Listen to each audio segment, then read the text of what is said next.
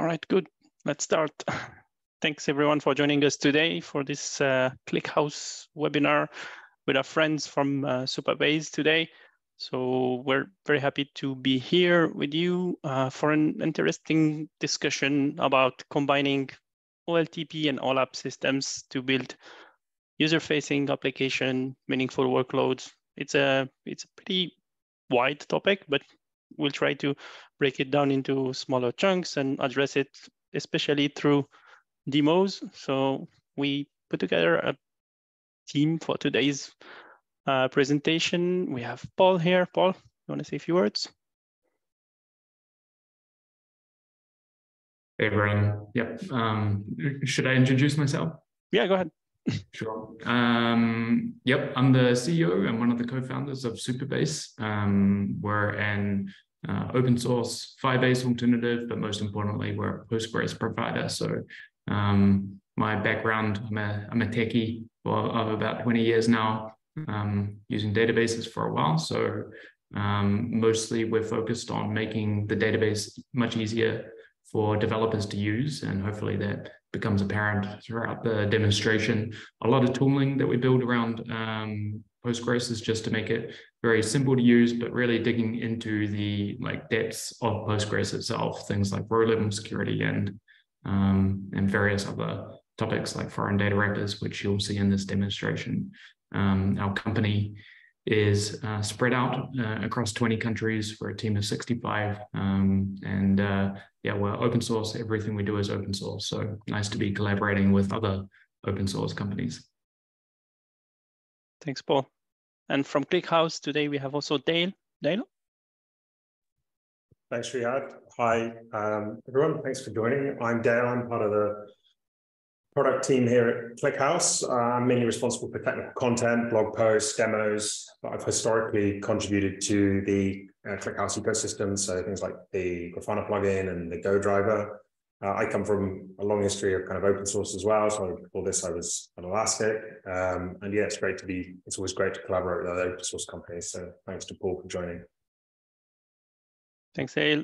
And myself, Riyad, I'm in charge of integrations here at ClickHouse. So basically my job is to make sure we have a good comprehensive set of integrations around our core technology, ClickHouse, but also ClickHouse Cloud, and that we integrate pretty well, either on moving data around, moving data to and from ClickHouse, but also querying ClickHouse using various visualization tools, language clients, anything, well, you name it, where no one actually uses the software just by itself. Usually people put it part of a broader stack, and that's where basically my focus is. And today we prepared some content for you. So I'll open up on the OLTP versus OLAP scenarios, just making sure we agree on some common definitions, also sharing some stories. We'll demo the Postgres Table Engine, then we'll hand it over to Paul for a quick tour of Supabase wrappers feature. And finally, we'll combine everything in a kind of longer demo running a real-world application with HouseClick. We'll make sure to leave some time at the end for any questions. Feel free to ask your questions on the chat as we go. We'll collect everything and allocate some time at the end for open discussion and Q&A. So OLTP and OLAP. So these are like pretty common acronyms you'll find in the database community. These are also pretty old acronyms, to be honest. But I tried to find a way to kind of explain that through a relevant example. And we are all familiar with transactional databases. We've been using that to build like backends and various applications. A lot of people just pick a database by default nowadays. Postgres, it used to be MongoDB, it used to be MySQL back in the days.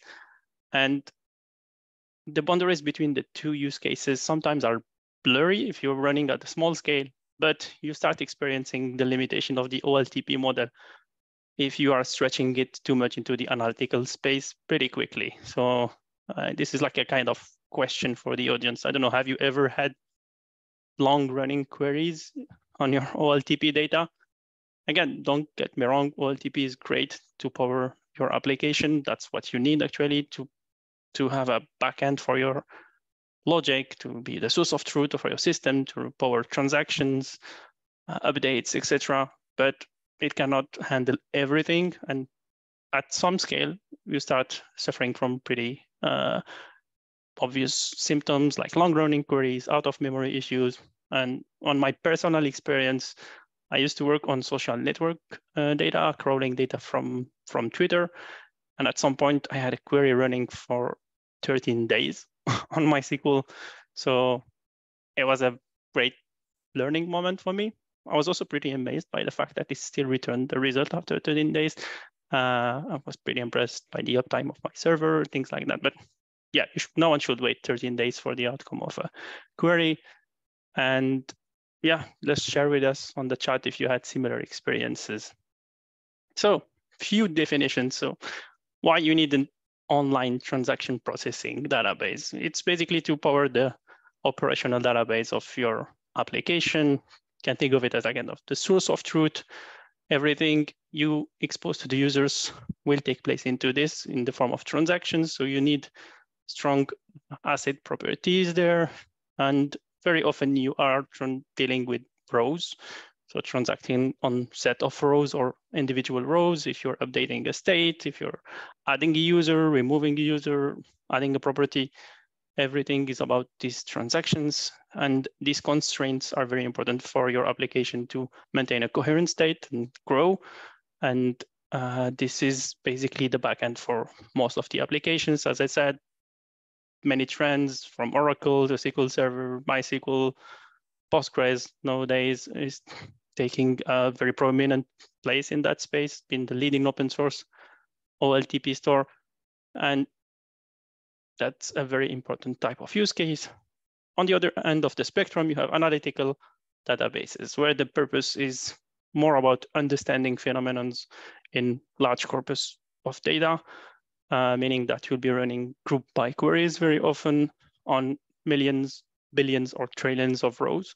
And what you care about is, first of all, getting a result in reasonable time.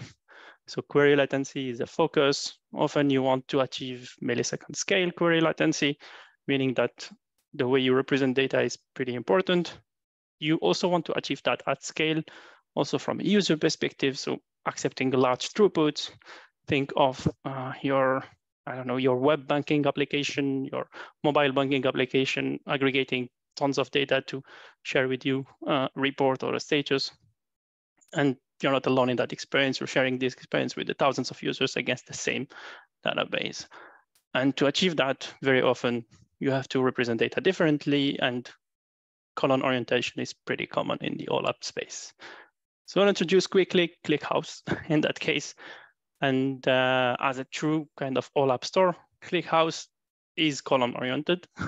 So we'll get your data set and then store it in kind of column format. Oh, sorry, my phone is ringing. It's an open source solution that has been developed since 2009, open sourced in 2016, fairly popular. We have more than 1,000 contributors. And the column orientation gives us very interesting properties like sorting, indexing, but most importantly, a very good compression capability, meaning that very large data sets can reside in a very small hardware footprint while still keeping properties to answer aggregations efficiently. It's a distributed store, so we can scale to any scale. Almost billions or trillions of rows are not uncommon in that space. And our sweet spots are running aggregations, powering visualizations, reports, very often on immutable data. And we've been used for a variety of use cases around real-time analytics, data warehousing, things like observability is also a great fit for us, but very often user-facing analytics are the most interesting use cases, and that's what we will explore together today. Now, let's talk a little bit about the elephant in the room as well. Postgres, as I said, it's a kind of widely used OLTP store at the moment, a very interesting open source project with pretty old roots and powering a lot of the experiences we've been using today, from GitLab to almost any web app at the moment. And Postgres, it's pretty interesting because philosophically, it's like the other side of the coin. If you think of ClickHouse as a very dominant open source OLAP store, Postgres is the open source dominant OLTP store. And Supabase is Postgres, but also it's more than Postgres. It's many other things that makes using Postgres a great developer experience. Paul will talk into that later. But if you put that side by side in your backend, you can complete a user experience pretty well. So you get your source of truth on the left running on your Postgres instance, and you get your analytics capabilities powered by ClickHouse. But very often you end up needing moving data around from a store to another, keeping this data source in sync, replicating things, or just ad hoc querying from a store to another. These are very useful operations you need to do. So you can just write your code to do so. Both Supabase and ClickHouse come with a very interesting integrations ecosystem. So you can write your app and deal with that in your app logic. But the nice thing about these two technologies is that they have built-in capabilities to talk to each other, whether it's one way or another. You can do that and achieve it pretty easily with things like the Postgres Table Engine in ClickHouse. Postgres Table Engine is simply, think of it as a kind of virtual table you declare in your ClickHouse environment, for which you can then emit queries directly to your Postgres store and get results back to process in ClickHouse. So let's have a look real quick. So here I have a ClickHouse Cloud account with few services running.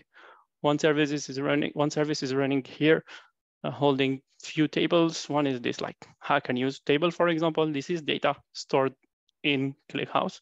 So I'm not using any of the integration capabilities so far. So yeah, let me just see how many rows, for example, I have in this table.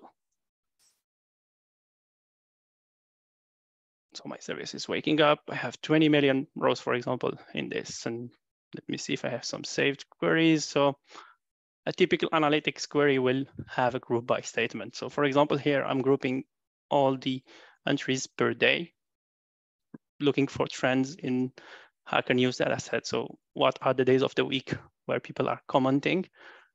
And I get this breakdown. Let's visualize it a little bit more graphically here. So let me put day and count on the y-axis. And you can see that people are using hack and use mostly on the weekdays. That's quite interesting. And this is just a small example of a pretty simple analytics query on data that's resident in ClickHouse Cloud here. But the nice thing about integrations engines is that I can query data from a remote store. So I have a Supabase instance here hosting this countries table. And straight from my service here, I prepared a small query against this special table called PG test. So if I run this query, you'll see that I'm getting an error first. Let me rerun it. Oh, well, okay. Let me see what's happening. Let's do some live debugging.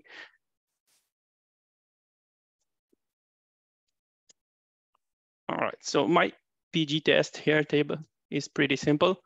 It's getting data from a remote Supabase table, and I should be able to query it and see what's happening inside. So let's run it again with a limit.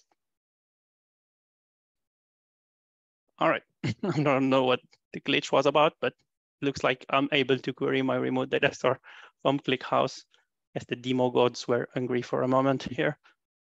If I go back here, you can see that the syntax is pretty simple. We have this concept of engines in ClickHouse, and here I swapped our regular table engines, which are the merge tree tables, for example, to a Postgres table engine, a special type of integration engines.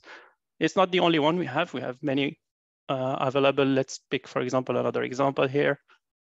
What about querying data from S3 directly? So let me copy this query here and execute it. You'll see that it's getting this S3 table function here, and I'm asking for 10 rows from this trips data set that's on S3. Same thing if I want to get data from MySQL. I have a MySQL instance running, and I'm asking here to display the rows from my remote MySQL instance. So I'm still in ClickHouse. Sometimes I'm using data from ClickHouse, so leveraging blazingly fast processing capabilities, but sometimes I can also interact with the remote data source. And that's the whole idea of the integrations engines. But what about the other way around? What about getting data in Postgres from ClickHouse? It's a little bit like, I don't know, Supabase looking into the ClickHouse. For this, there's an interesting Postgres capability called Foreign Data Wrapper, and we'll see more from Paul about how to leverage that to access your ClickHouse server. And the interesting bit is that with these, you have like building blocks to move data from one side to another, to move it on an ad hoc fashion, to move results from queries on an ad hoc fashion. And you'll see at the end with the combined demo, how we can leverage that to build pretty rich user experiences. So with that, I'll hand it over to Paul for a demo of Supabase wrappers. Thanks, Ray. I think, yep.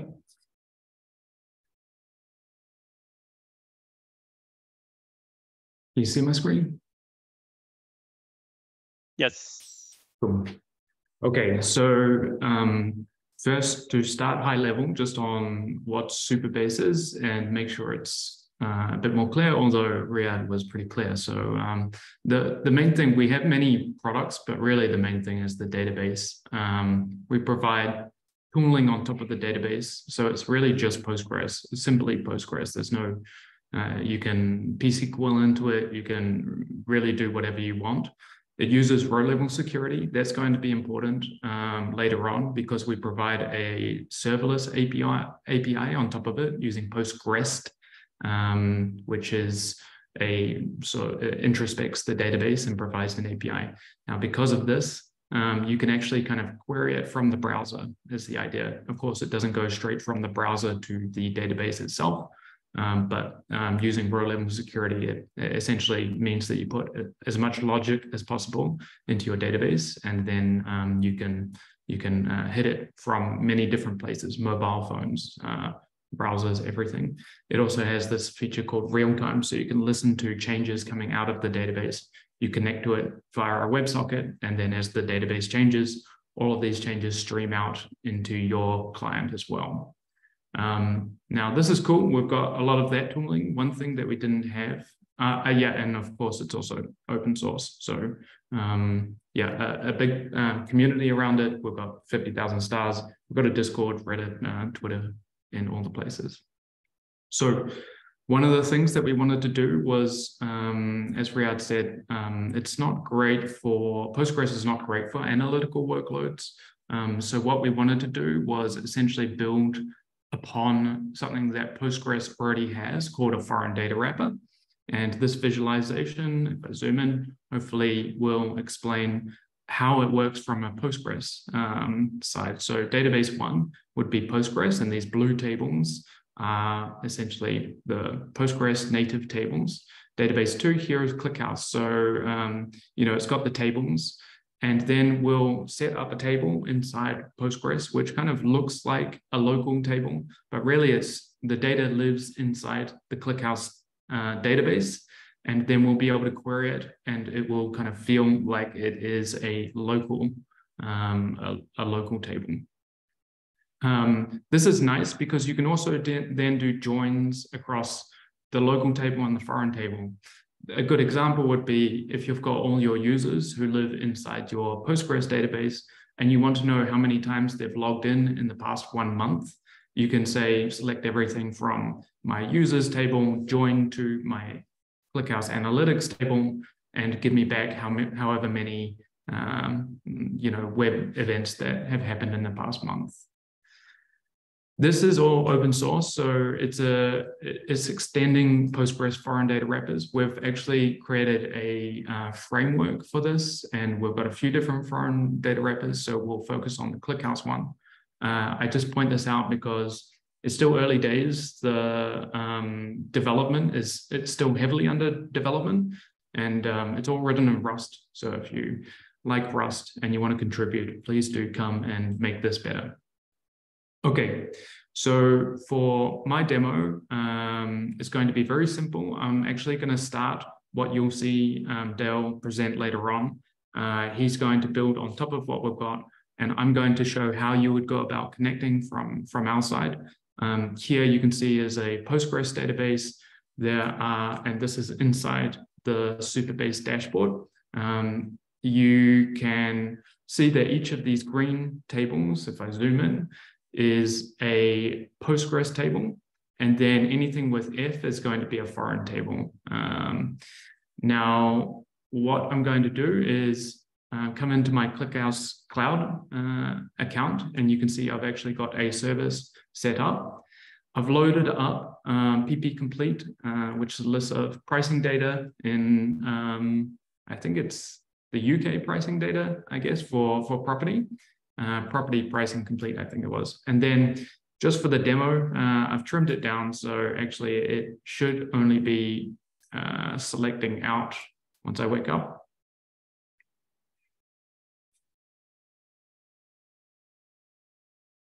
About 100 rows. So that's just to make sure that the foreign data wrapper framework is okay. One thing to think about the foreign data wrapper framework that's important is that it will help with kind of ETL, but think of it as the E rather than the TL. So ideally, you do a lot of the transformations on ClickHouse, and then when you need to extract the data, you use the wrapper to do that. So what I'm going to do is I'm going to connect to this PP Complete. I've got a feature which is coming very soon to the dashboard. I'll come in here to my database section, and then as you can see, just regular things that you would expect from a Postgres client. I'll click into the wrappers, and I'm going to add a ClickHouse wrapper. Now, I'll name it whatever I want. This is actually going to connect to the server. So first of all, we're going to set up the server, and I have a connection string from ClickHouse Cloud, which I'm just going to copy. Now I can set up my foreign tables, and this is going to be a ClickHouse table, and locally I'll call it PP Complete just so that we know that it's the same thing, and it's going to connect to the ClickHouse table. We can set up which columns we actually want to pull in. So I'm going to pull in the UUID column, and I believe there's a price column, which is a numerical column. So I'll make it indate, and we'll set up a ID column. I'll save that, and all going well. Now we have connected to our database, set up a foreign table. And if I come in here, sorry, I should see that table appear. And once the connection is established, we should be able to query our data from, and you can see 118 records. Now this to Postgres will feel like it's really a local table. So if I come to the SQL editor, for example, and I want to select everything from PP Complete, limit 5, just to show that we can do some regular things on it. There you go. You can put limits, you can do filters, all sorts of different things from, it should support most of the SQL syntax. You can use it in CTEs as well, so that's quite good. One thing where this is going to be particularly useful is if your database, your Postgres database is gathering a lot of sort of archival data and you want to move it around, then this is one where a extension called pgcron, which we have inside Supabase. It's just a cron job that literally runs inside the database using a Postgres extension. And you can use this to do things like shift your data into your ClickHouse instance, so archiving old data or aggregating it. I set up a quick example here of what that might look like. So you would set up a schedule maybe to run every day, that is, at midnight, where you insert into your ClickHouse analytics table, or it could have been the PP complete, and then you select everything where it's the past day for the past day, and then of course you'll probably delete out from your Postgres table to just clean things up. So yeah, hopefully that gives a quick idea of the direction and how things all integrate together. And then I think Dale's going to share how you can make that function in a full working app. Okay, thanks, Paul. That was great. Let me share my screen. Am I good? Yep. Great, thanks. So I think Rihad and Paul have touched and introduced the building blocks we need to build an application powered by Supabase and ClickHouse. I'm now going to do a small demo on how these can interact and how you can add real-time analytics to a Supabase app, but the analytics are powered by ClickHouse without actually needing to leave the Supabase ecosystem. And that's really the key thing here, in that you might build an application and you might connect to Supabase, you might connect to ClickHouse, but the power of this forward data wrappers is that you can use everything that you're used to when you're building apps with Supabase, but you can get real-time analytics in your app. So for any good demo, we need a data set. And based on the availability of a nice data set we publicize in our docs, not wanting to turn down the opportunity for a good pun, we decided to build a site for a real estate agency, houses in the UK. So we have this data set in our app, in our docs, which is the entire history of house sales in the UK from 1990. And we've used that data to build this application. So let me introduce HouseClick, which apparently is the fastest place to buy and sell your home, obviously. And this application I entirely built using Supabase. So any estate agency obviously needs houses for sale. So what we did is we took the historical data, we sampled that for around 1,000 properties, projected the prices to the current price, what we would imagine them to be based on the increase in price over time. And then I've used the ChatGPT APIs to generate data or columns that weren't in the original historical data, such as a description, a title, features, for example. And then I've just grabbed images using the Bing Search API. So the images don't align always with the house and create some amusing combinations, but it creates the aesthetic effect that we want. So this site, as I said, is entirely powered by Supabase. So these are just simple Supabase client API calls. I built this using Next.js in a few days. It's my first experience with Next.js, so the code's pretty rough, but I will put it up on GitHub and people can grab this and have a look. But these are the properties that we have, our landing page. We have new listings, find houses by ownership, houses by type. Ownership, if those of you that are probably not from the UK or most of the audience, this is just the type of ownership model in the UK. In a freehold, you own the land and the house, and a leasehold, you just own the property. It's a bit of an archaic system, but it's a classic way of finding properties in the UK. So these are just simple Supabase API calls. And I've got about 1,000 properties here. If I click on freehold, I go through to a search API, a search interface. Again, this is entirely built using Supabase. So any of the filtering here, for example, or the price filtering, these are just Supabase, and we're just composing methods. We never write any SQL when you're using Supabase clients. That's one of the most attractive things I personally found about Supabase. And I think it really shows how easy it is to build an application. The actual data here, this is the Supabase table. I think we've got 900 rows, 995 records. You can see that we've got the ChatGPT generated descriptions, some images, a title, and also this TS vector field, which is Postgres' text search capabilities, this column here, and that allows us to do the text search. So I'm going to search for an area of the UK which is notoriously expensive, called Windsor. And I'll remove my filters. And we can see we've got two properties. Now, Windsor is actually where the royal family reside, I think, in the UK, so notoriously expensive area. And you can see that we've got two luxurious properties here. So, and I could, for example, maybe I could select one of these properties. and get a little bit more detail if I wanted to. You can see we've got the description here and we've got the features, which are, as I said, mentioned, all generated by ChatGPT. So how might we want to add analytics into this app? Well, suppose our estate agency discovers ClickHouse, likes the fact that our name is an anagram and decides to give their users some insight into the historical price of a house. So fortunately, they also find this historical UK house sales from 1990 up to the last month. I think the UK publishes this monthly, so you can grab this data yourself. Riyadh will chuck a link in the chat. And I should stress this is real historical data. So we put this in our docs and you can add this, and it's about 30 million records. So it's quite small for ClickHouse. We often see users with trillions of records, trillions of rows, but it's enough to just kind of illustrate our point. So for our ClickHouse Cloud cluster, we're going to use a ClickHouse instance. Rihad's introduced this. I'm going to use this Supabase service here. This is just effectively a ClickHouse cluster where we've separated storage and compute.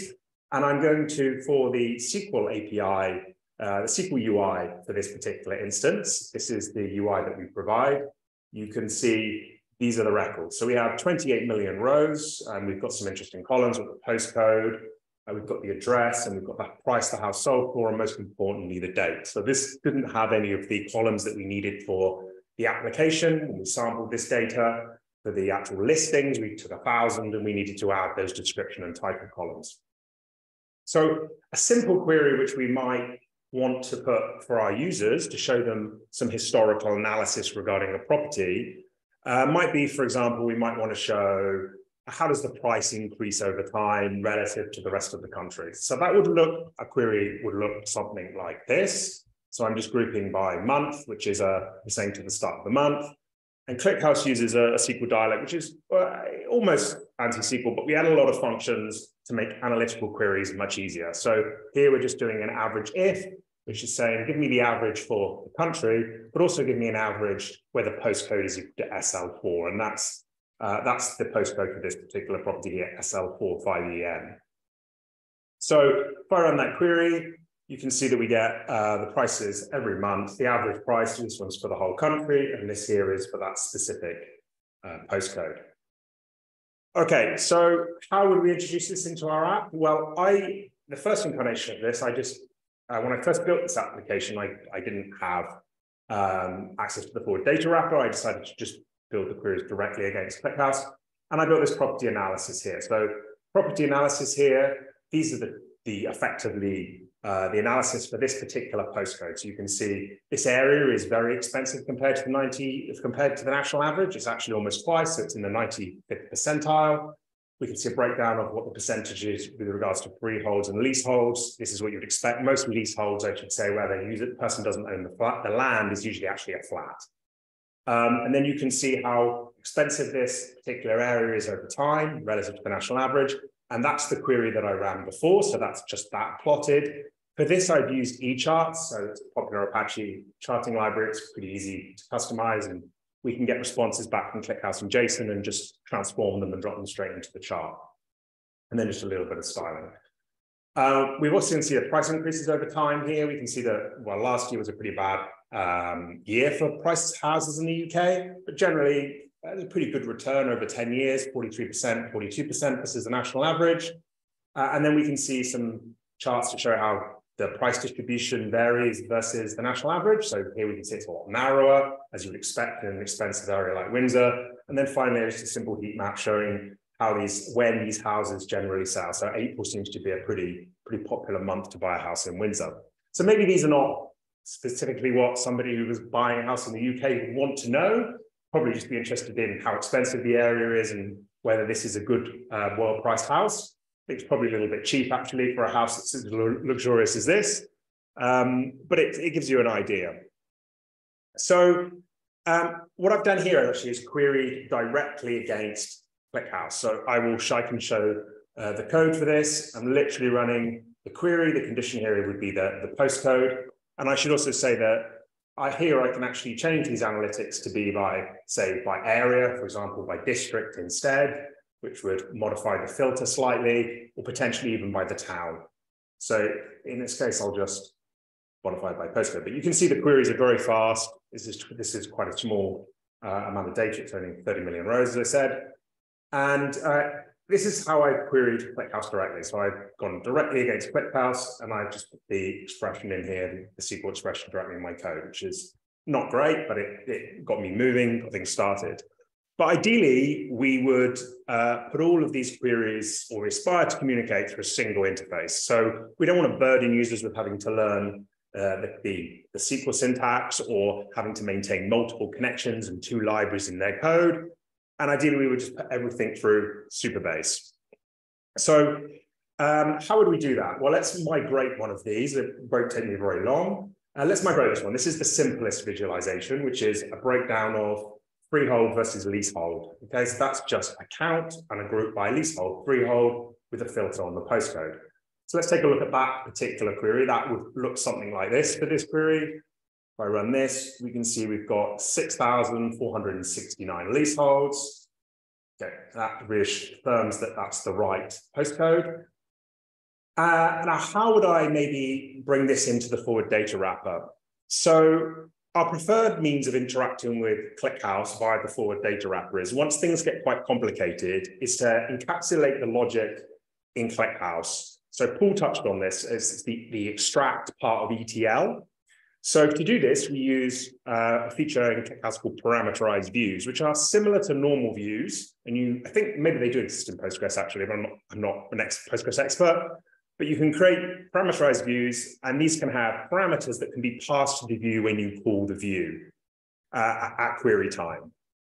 So what does this look like? Well, a parameterized view for this particular query would look something like this. We create the view, we put the query in, and then we provide the condition, and we allow these parameters to be passed. So postcode, district, or town, and we use an or condition.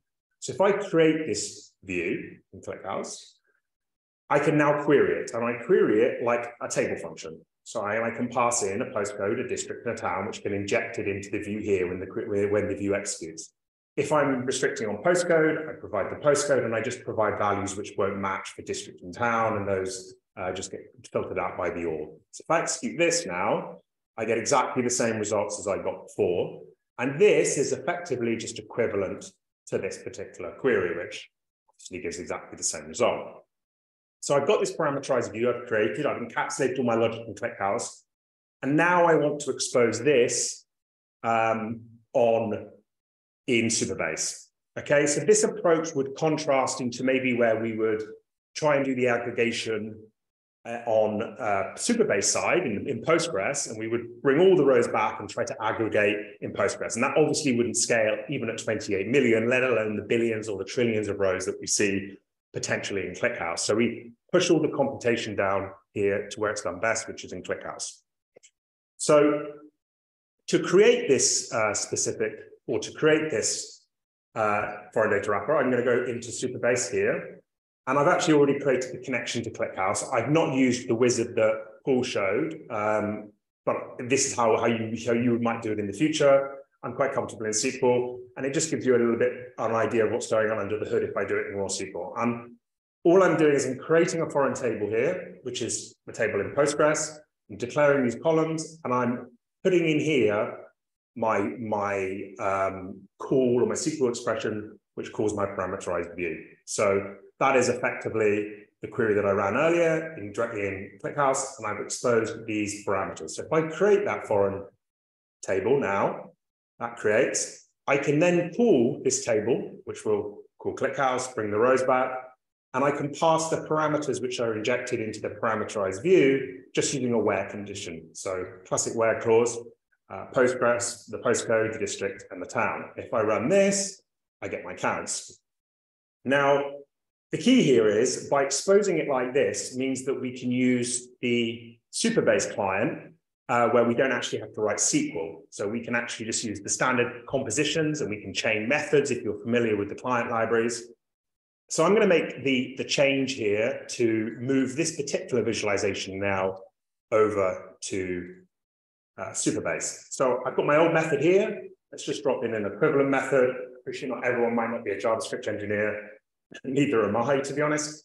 But you can see this gives you an idea of how to actually build queries. So we're doing Supabase from the table, selecting these columns, and then this here is just actually building the filter. That's a little bit more, it's not really relevant. It's just building the filter, and it's using these equal methods to actually compose the filter, and then it's executing the query. I'm going to swap that in. So I'm going to I call it here. And this is the main API that I call from my code. This is my main API endpoint. If you're familiar with Next.js, this is my handler on my API. This gets called, makes all these calls to, well, these would make calls to ClickHouse. This would call to Supabase, collects the data, and passes it back to the front end for rendering. So I've made that change. I should say that I'm actually running this right now locally. So I'm using, I'm actually just using Yarn and I'm running it in dev mode. So hopefully this will just pick up these changes. And if I go back to my front end, should be able to force refresh this, load my visualizations again. And you can see that if I took my word for it, that this property duration call has now gone through Supabase. And I could then slowly migrate all of these and rip out all of my SQL calls in my JavaScript. Okay, so that shows you how you maybe could start adding analytics to your application. And the key here is that we've powered our transactional data, for which we need these OLTP semantics with Supabase, and our analytics with our OLAP database, ClickHouse. So just to finally re-illustrate why this is important, suppose, for example, our estate agency decides that they're able to sell this, well, they'll probably sell it quite easily, this £880,000 7-bedroom house in Windsor. They probably would have a UI, in all honesty, to go and click it sold and take it off the market. I didn't have time to do all that. So I'm just going to do it with a simple SQL call. I've taken the property ID out of here, which is 99, gone to my Supabase SQL editor. You can see this is the property here. And then I'm just going to update that row. And here I'm benefiting from OLTP transactional updates. And you can see that I've added, all I've done is set the sold date and set the sold column to true. And now if I re-render this, our property is off the market. Great. But what we probably then want to do is, as we sell properties, and I'm sure HouseClick is a very popular estate agency, selling thousands of properties a year, we want to move those sold properties into our analytical database so our analytics on each area is up to date. And to do this, we can use the Postgres function that Rihad mentioned. So if I go to SQL console for ClickHouse, which is just similar to the PG SQL console for Postgres, and if you're not familiar with it, I can query this particular Supabase instance. I'm using a read-only user here. And I can just say, give me all the properties that are sold, or the sold date is greater than or equal to this date. And that gives me my Windsor column. Now, it's likely that you would obviously execute this periodically, maybe on a cron job, or you could use the feature that Paul mentioned, which was the PG cron, and actually just run this in Supabase and push it across. So you've got two options. You can either do it from this direction or the other direction. So, and I can then move these rows across. If I wanted to, I could just move this particular sold property across using an insert into select. And now it's in my analytical database. And just to prove it, I'll run this particular query. So summarizing, we've gone from this particular architecture where our application queries Supabase and for our application data, so our listings, our search, and anything whereby we're showing we need those transactional semantics and the ability to update individual point rows and then we have our analytics powered for historical data, and we're making the queries directly. I then moved one of those visuals across. So our application data stays in Supabase, but then we query the foreign data wrapper. The queries go to ClickHouse, they come back through the foreign data wrapper to our application. So we have a single interface for building our application. And then finally, we've made use of the Postgres Table Engine to grab data from Supabase and put it into ClickHouse. So that's all I wanted to show today. I'll pass it back to Rihad, and if he wants to summarize. Thanks, Dale. That was a pretty cool demo, actually. So how is your real estate business going? Yeah, I mean, I think it's got potential. It's going to have the best analytics and the fastest front end in the world. All I need now is some real properties to sell. Yeah, it's too bad we didn't cover the the mismatch examples between picture and descriptions we saw when preparing this demo, with like the stunning one-room barn in London or something like that. So that was pretty funny. Yeah, just to wrap up on this, I think this architecture diagram is actually pretty cool, not just because of the colors that are matching our new branding, but also because these components allow a lot of freedom actually. So you can basically combine the power of a transactional system with an analytical one in any direction, moving raw data, moving aggregated results, deciding basically what you want to expose, using Supabase for where it shines actually, the source of truth, the APIs on top. So it's like turning ClickHouse into the backend for your backend in that case, if you really care about not exposing an analytical database straight to your application. So in fact, this is a pretty open set of tools you have. So we'll be really curious to hear about your opinion, what you want to build with that. So feel free to share examples with us if you have any ideas. This is, I think, a very interesting case of user-facing analytics. And user-facing analytics are actually everywhere in the experience we are using now. If you just order food from Uber Eats, you get to look at your combined aggregated results of what's happening around you. If you get to use your mobile banking experience or buy stock from companies using your favorite app, it's a good example of user-facing analytics. I think as a users, we are expecting these experiences now, but as kind of developers, we have different approaches to build these. And with this, I hope we give you at least a hint of how you can leverage these tools. We're still around for like a few minutes if you have any questions, if you want to hear more. But I've also linked here our social channels, our online communities on Slack or Discord. Feel free to reach out to us through these mediums if you want to hear more about this use case. We have also a lot of resources out there to learn about ClickHouse. Supabase has the same, and keep pushing interesting videos on YouTube that I enjoy watching. So yeah, let me check the chat to see if we have any questions.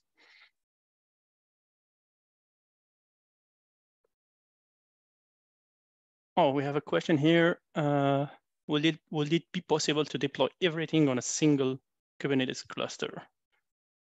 Now, who wants to take this one?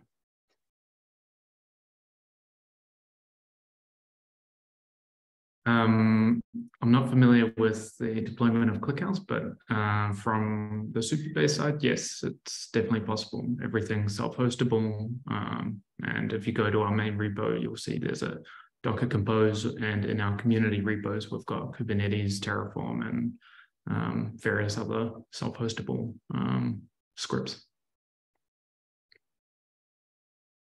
Yeah, and on ClickHouse, and it's pretty straightforward to run ClickHouse on your Kubernetes setup.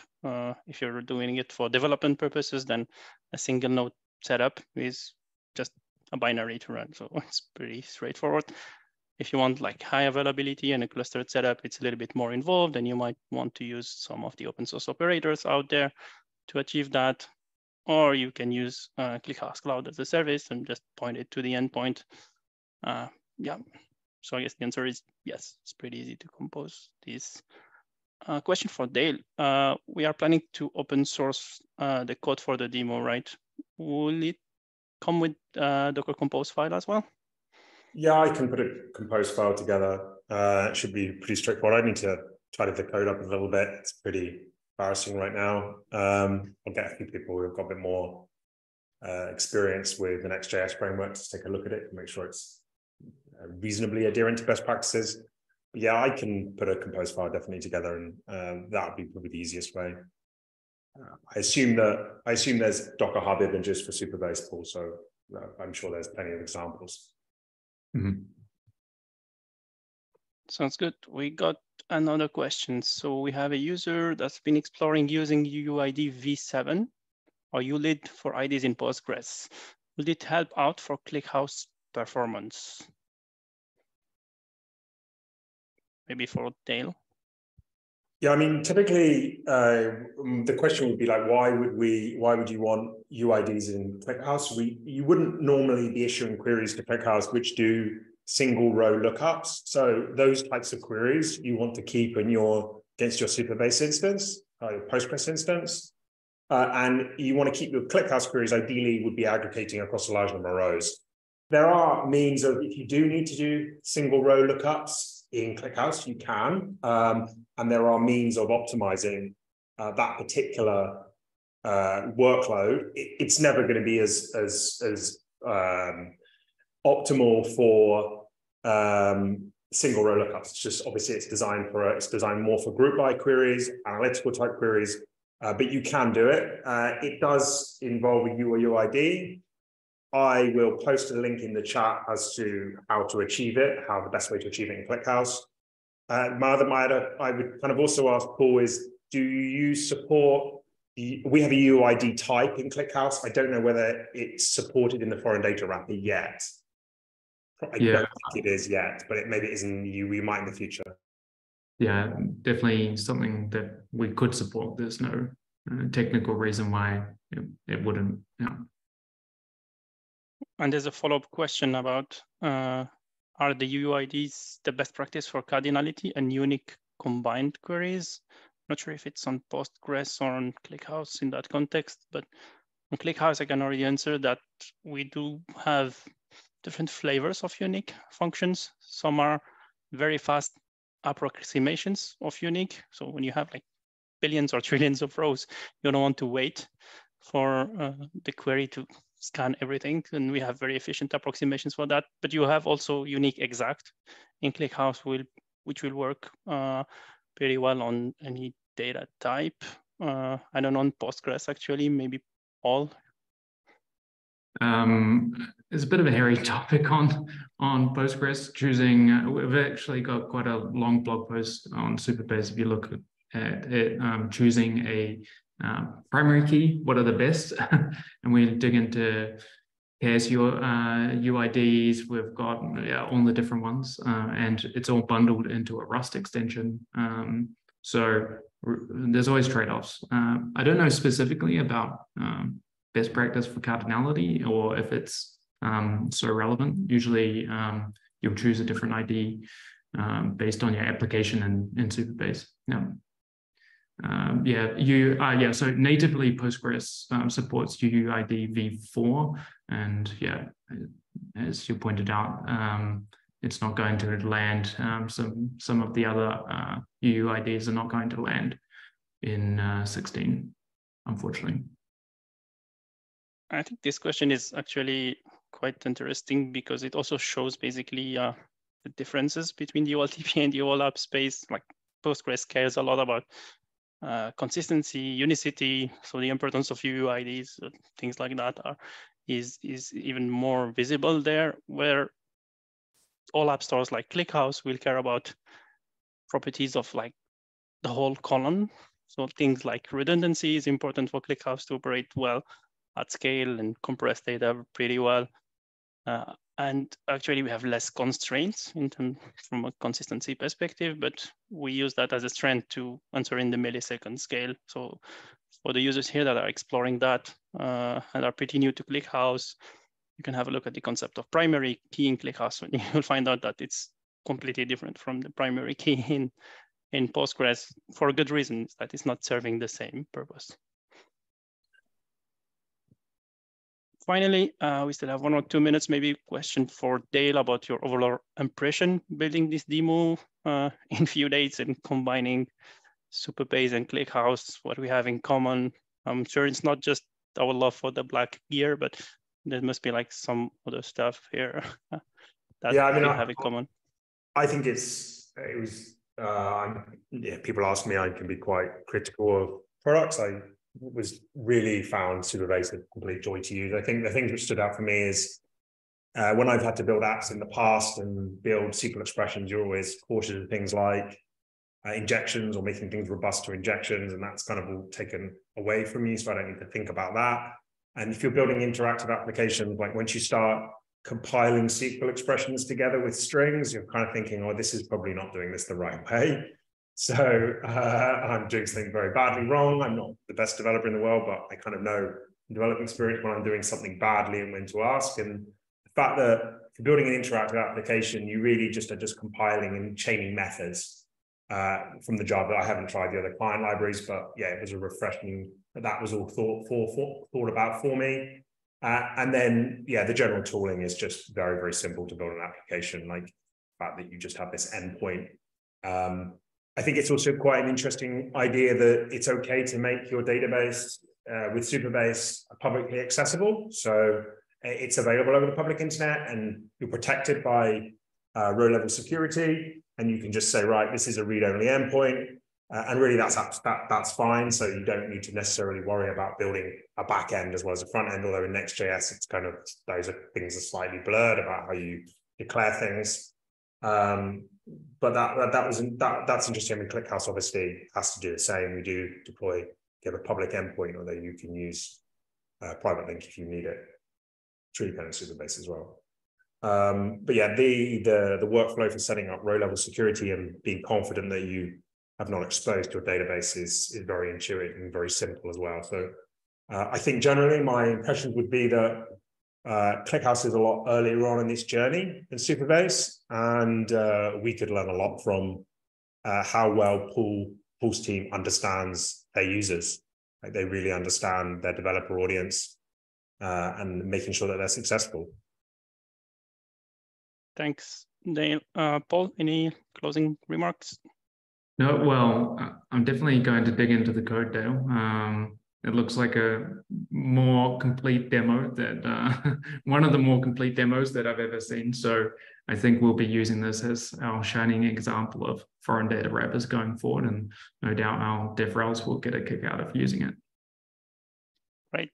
That's great. That's why we decided to open source it as well, because I think we witnessed an interesting moment today, the birth of HouseClick and our first attempt in the real estate business. I expect that this demo will become our flagship demo for user-facing analytics in the future. So pretty excited about this. Thanks everyone for tuning in today and staying with us until now. If you have any more questions, feel free to reach out on our social channels. Cheers.